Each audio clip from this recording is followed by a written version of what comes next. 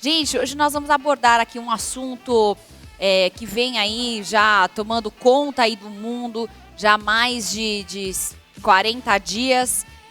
Vamos falar um pouquinho sobre a guerra da Ucrânia, mas nós trouxemos aqui um convidado, o Gilmar Tadeu. Ele é treinador de futebol profissional lá na Ucrânia, o primeiro treinador brasileiro, né, que alcançou aí o Guinness com essa colocação, né, Gilmar? E hoje a gente vai recebê-lo aqui. Ele tem uma história, assim, super interessante para contar pra gente. Claro que poderia ser uma outra história, né, Gilmar? Sim.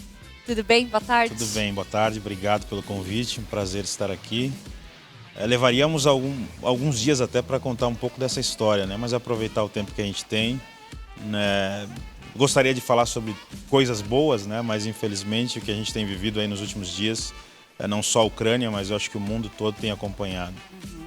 Você morou na Ucrânia, mora, na verdade, há 15 anos na Ucrânia, é isso? Isso, vai fazer 15 anos agora, no mês que vem. Tá, e você conseguiu vir aqui junto com alguns jogadores nesse avião da FAB que trouxe, né, refugiados brasileiros para cá. Eu queria que você contasse um pouquinho como é que foi essa experiência, esses dias de angústia. Você ficou 12 dias, né, ali já na época que estava ali em guerra.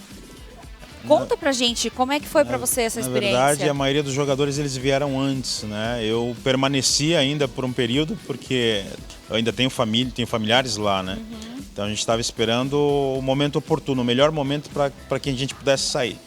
Porque, na verdade, por mais que não tenhamos conhecimento de guerra nem vivência, mas em uma guerra, o inimigo, a primeira coisa que ele faz é colocar o pânico. Se ele coloca o pânico, ele praticamente estabelece o controle da situação.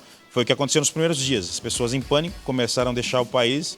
Nós permanecemos ainda, aguardamos um momento assim que eu posso dizer que foi o melhor momento. Estávamos orando, inclusive, para tomar a melhor decisão. Os jogadores do Shakhtar, Dinamo, muitos até conhecidos aqui no Brasil, saíram uma semana antes, a gente acabou saindo depois. Foram dias difíceis, de tensões, porque a gente não tem nenhuma vivência com guerra, né? Tampouco conhecimento. Então, para mim, foram os dias assim mais difíceis e angustiantes, que eu posso te dizer assim, toda a minha história, não só na Ucrânia, mas história de vida, né? Porque eu não havia presenciado isso anteriormente. Você conseguiu vir com a tua família, né? Tua esposa, teus filhos, mas ficou parentes teus ainda lá, né? Ficou meu sogro, a minha sogra, ficou também o meu cunhado e a família dele, com quem a gente tem contato, né, diário.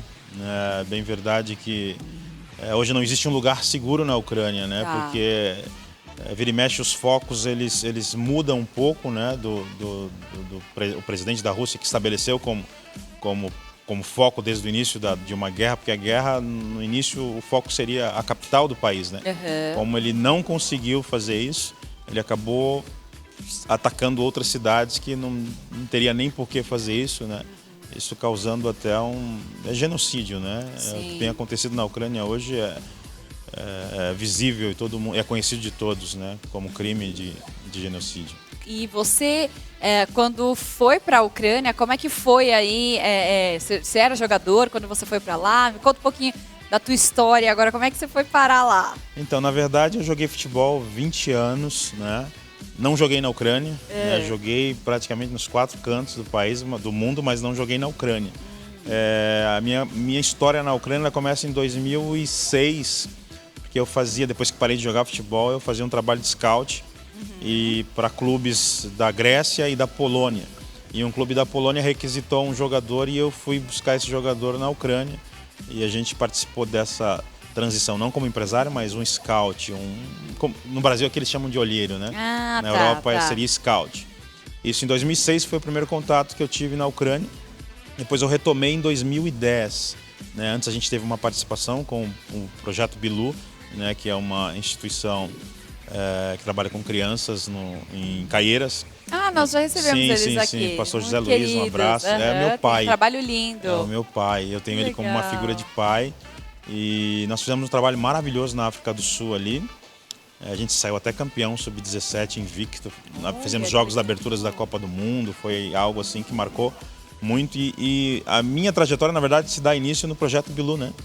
Aí em 2010, voltando, eu recebi o convite de voltar para a Ucrânia. Aí já foi definitivo. acabei me estabelecendo ali. A primeira equipe que eu trabalhei como auxiliar por 4 anos. Depois saí, fiquei 2 anos na China, retornei à Ucrânia em 2018 já como treinador principal. Aí é quando a gente entra, não era esperado, mas acaba entrando para a história como primeiro brasileiro a dirigir uma equipe na primeira divisão da Ucrânia em toda a história, nunca houvera antes. Que demais. Então foi um marco. Para você, assim, é uma outra cultura, um idioma diferente, que não deve ser muito fácil, né? Pelo pouquinho que a gente ouviu ali. Como foi para você se adaptar a tudo isso? Porque hoje você também, além de treinador, também participa de um programa de TV, né? Você também ali é apresentador também ou não? É mais um bate-bola ali? Eu sou, quando eu estou assim, sem clube, como aqui no Brasil também, eles convidam os treinadores para fazer comentário de jogos. Bate-bola mesmo. Comentário de jogos da Champions League, da Liga Europa, é o canal Futebol. É um canal que é 24 horas de futebol na Ucrânia. E aí, para você se adaptar a tudo isso? Sim. Eu digo que a maior dificuldade ou barreira, no caso, foi o idioma, né? Porque eu saí de casa muito cedo, né? Eu joguei futebol, joguei praticamente nos 4 cantos do mundo. A Ucrânia, para mim, porque, por exemplo, o russo e o ucraniano, eu digo o idioma, no dia a dia do brasileiro não existe nenhuma palavra. Uau. No inglês nós sabemos, né? Por mais que você não domine o inglês, você tem palavras do nosso dia a dia, né? Mas o russo para mim foi um choque, porque eu chego, né, e eu vou para trabalhar numa equipe de base. E quem me levou foi o mesmo jogador que eu fiz trabalho com ele de scout em 2006. Ele me indicou e eu cheguei e ele falou: Gilmar, tá aqui a oportunidade, e ele foi embora e me deixou ali. Ele nem te ajudou, não, né? Porque ele estava no time profissional no amador, ele tinha que sair para fazer uma pré-temporada, fora do país por conta do inverno. E eu acabei ficando ali sozinho e eu me vi com esta, digamos assim, não digo dificuldades, né? Para nós não tem, principalmente brasileiro, né? Brasileiro ele consegue. A gente se vira. A gente se vira.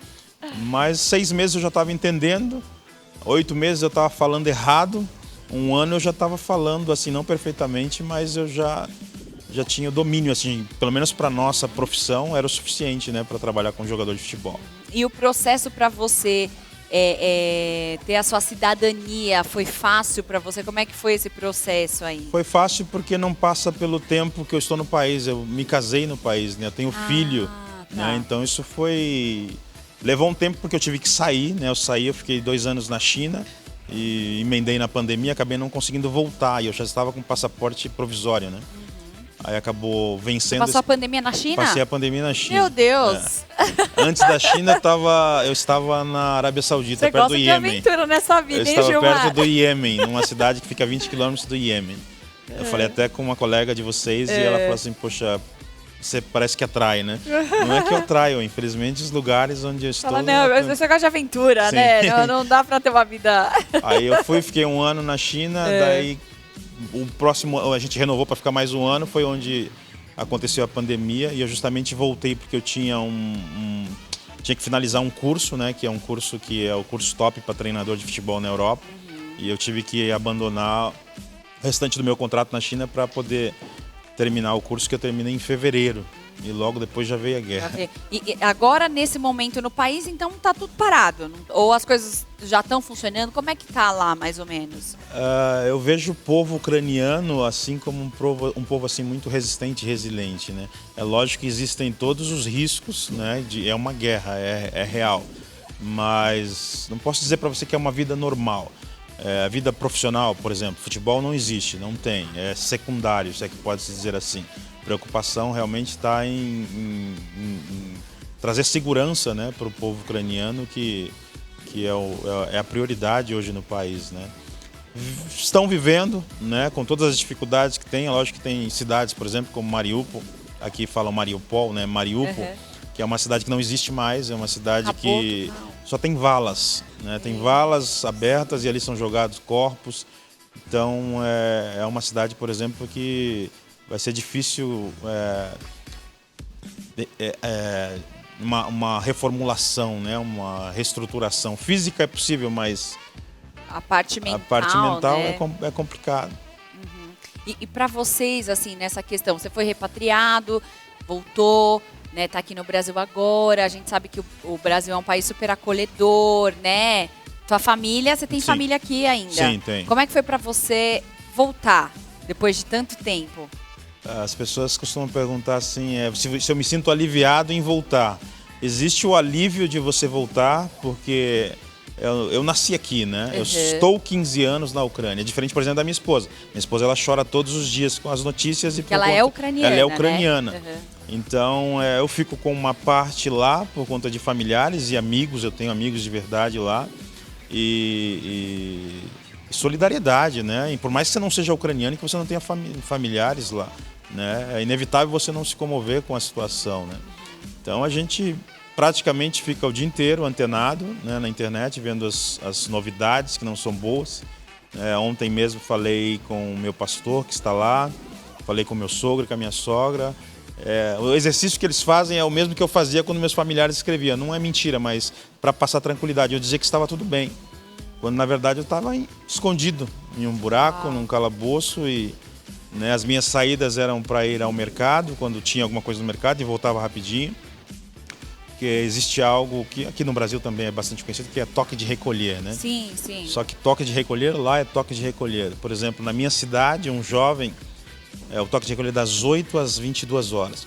Tinha um jovem caminhando no meu bairro, 22h30, só que ele estava com fone de ouvido e um capuz. E o soldado chamou umas 3 vezes, ele não ouviu. E acabaram matando o jovem, isso passou na televisão depois, então Triste. Parece um filme, né? Mas quando nem você se vê dentro do real, filme, né? não parece que é real. Não parece que é real. Esses 12 dias eu dormia e eu pensava assim, eu vou acordar de um pesadelo, mas era real. Uau. Tanto que o 12º dia foi o dia que a gente saiu, caças passando em cima da nossa casa, tanques de guerra na rua, bombardeio, né? Você chegou a ouvir? Você chegava a ouvir? Chegamos a ouvir, chegamos a ver, né? Chegamos a ver pessoas sendo assassinadas na rua.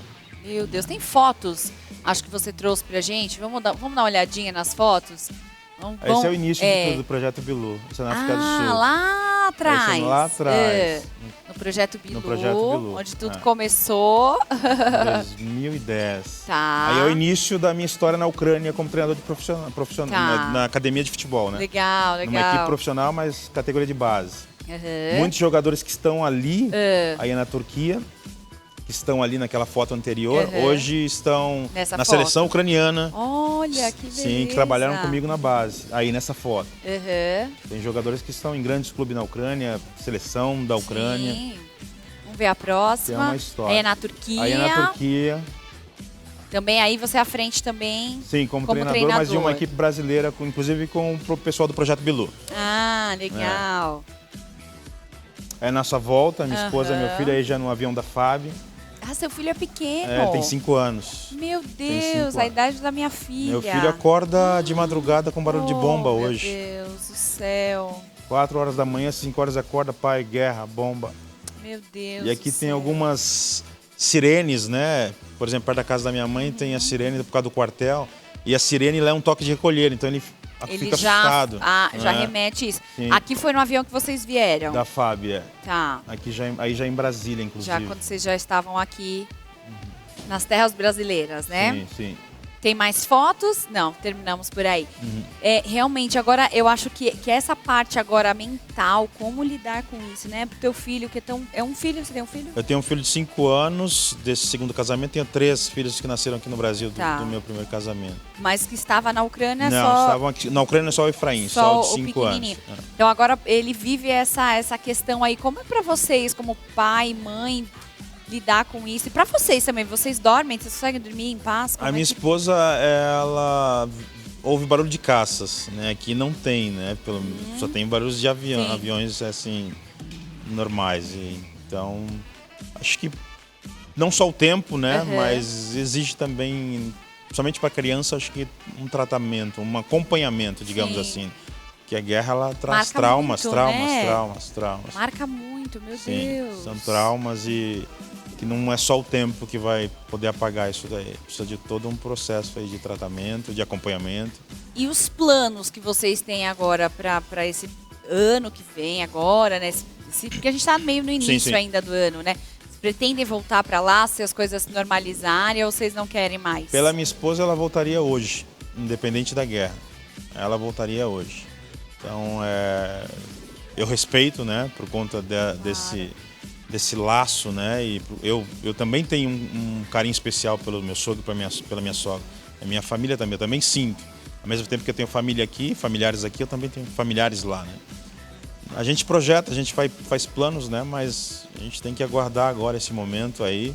Né? Eu como profissional, né? Que eu tenho inclusive empresário que trabalha aqui no Brasil.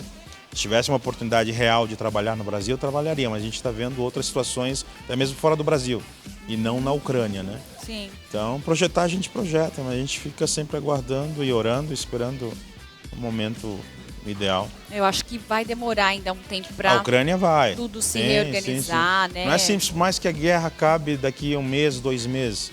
Né? Tem toda essa parte de restauração que vai levar muito tempo. Existem cidades que não existem mais, né? Existem mais, é o que Tem você cidades falou, que foram né? destruídas, não é só Mariupol. O próprio Kharkov, tem uma equipe da 2ª divisão, que é uma equipe tradicional da Ucrânia, que investiu muito dinheiro antes da guerra. Puxa. E que o presidente, ontem, a casa dele foi atacada. Ele está morando dentro do clube. Meu Deus. Ele foi para dentro do clube. Então, quer dizer, vai levar um tempo ainda. Vai levar um tempo. Porque ainda não tá, ainda não chegou ao fim ainda, né? Ainda existe, Existem falou, conversações, né? Tem nessa mas parte não... aí do genocídio ainda que está acontecendo, Muito forte, né? muito forte, muito forte. Não sei o que é noticiado aqui nas televisões, né? Muitos falam que chega muita coisa pesada. Eu posso dizer que é 10 vezes mais do que vocês estão vendo aqui na televisão. Passa na peneira para poder tem coisas que falar. não é possível, né? Não tem como É passar. desumano, né? Sim, Onde sim, chega sim. a crueldade. Eu acho que é aquilo também, são os últimos dias, né? Então isso realmente tem que acontecer. A gente não quer que aconteça, sim, né, Gilmar? Mas eu sou cristão, né? Nós, enquanto cristãos, nós acreditamos que é preciso que se cumpra, senão nós vamos ter que rasgar uma parte do livro sagrado. Né? Infelizmente é assim, mas é uma coisa que eu tenho certeza absoluta. Nada, nenhum momento fugiu do controle das mãos de Deus. Que a gente ouve muito ser noticiado que um homem está no controle dessa situação, que é o presidente da Rússia. Não, não está. Porque foi o Senhor que criou todas as coisas, assim como o próprio Putin, né? Assim como o homem, a mulher e esta situação toda, o Senhor não perdeu o controle em momento algum. Teve algum momento para vocês que você, né? Falar de você, que você, né, pode falar da família, mas você, que bateu alguma incredulidade no seu coração de se sentir abandonado por Deus, se sentir não amado como filho nessa situação? O que passou na tua cabeça, assim? Em momento algum, né? Nós em casa somos todos cristãos, só o meu sogro não. Mas eu acho que o próprio meu sogro, vendo o testemunho de vida nosso, ele pôde ver uma segurança, principalmente no primeiro dia, que foi quando atacaram, né, a Ucrânia, e ele estava pronto para deixar o país, né? Falou, não, vamos sair daqui, pegou o carro dele, já estava pronto, 4 horas da manhã.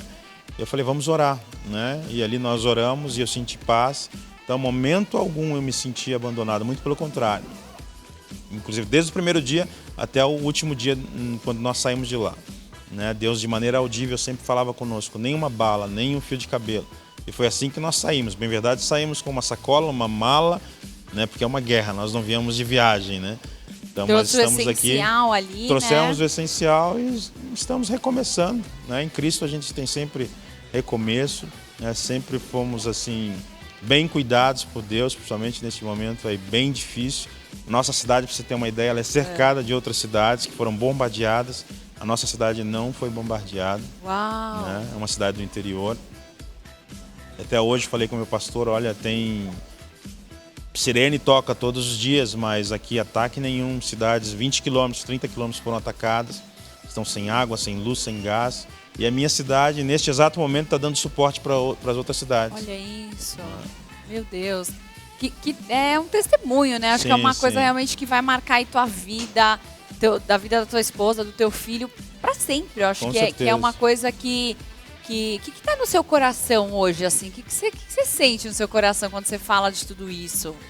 Primeiro é que a guerra ela não traz benefício nenhum, né? Não tem benefício nenhum, são só percas, né? Não sei se cabe fazer essa comparação, eu não gosto de fazer, mas é inevitável porque são números. Sim. Mais de 20 mil soldados russos morreram, né? Entre soldados ucranianos e civis chega a quase 5 mil, né? A guerra pra você ter uma ideia, de 2009 da Chechênia, que a Rússia também não ganhou, foram 5 anos de guerra, foram mais de 12 mil pessoas que morreram. Uau. Esta guerra tem 56 dias, já morreram mais de 15 mil pessoas em 56 dias. 5 anos, 12 mil pessoas. Então é uma comparação talvez que não caiba, mas não tem benefício, não tem. Sim. Acho que só tem trauma, né? Muitos traumas, né? Principalmente nessa viagem, que eu fiz essa viagem de 21 horas de trem de pé, né? Você olhar no semblante assim das mães, pessoas. Mãe com filho, o pai não, né? Teve até uma situação de o meu filho estar brincando com uma criança da mesma idade que ele, Kira, né? Não tem como esquecer. E ela pegou o iPad dela e começou a mostrar foto do pai dela brincando. A mãe estava segurando ela no colo atrás, a mãe começou a chorar copiosamente. E o pai foi E meu filho perguntou, e o teu pai? Ah, meu pai está na guerra, talvez eu não vá ver mais meu pai. Aí meu filho, o Efraim, 5 anos de idade, falou assim, meu pai está aqui, ele vai voltar para casa comigo. Então como que eu fico numa situação como essa? Uau.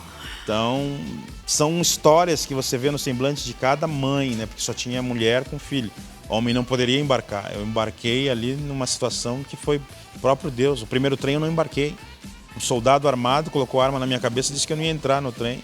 Uau. Primeiro porque eu tinha idade de estar numa guerra. Sim. Segundo, quando ele testificou que o meu documento era ucraniano. Você era o que falou, meu, então eu tinha vai que pra estar. lá. Eu acabei entrando no segundo trem só. Meu Deus. Né? Foi algo assim tremendo, assim. Foi um Olha, grande livramento de Deus. Eu desejo para você, para tua família, para todos, que vocês sejam assim restituídos no seu emocional, na sua vida, e que possa ser realmente uma lição para outras pessoas de resiliência, de resistência, de força, de fé. Então eu desejo aí só coisas boas dos céus para vocês. Amém. E realmente que privilégio poder estar recebendo você aqui hoje. É um cuidado de Deus, né? A gente vê realmente o cuidado de Deus através da tua presença aqui hoje. Então que você deixe seus contatos para a gente seguir você no Instagram, conhecer Amém. um pouquinho mais Eu faço história. uso das minhas redes sociais, né? Até mesmo por conta da minha profissão. É Gilmar Tadeu, entre o D e o E tem um ponto. Tá. Então seria gilmartade.eu, de Europa.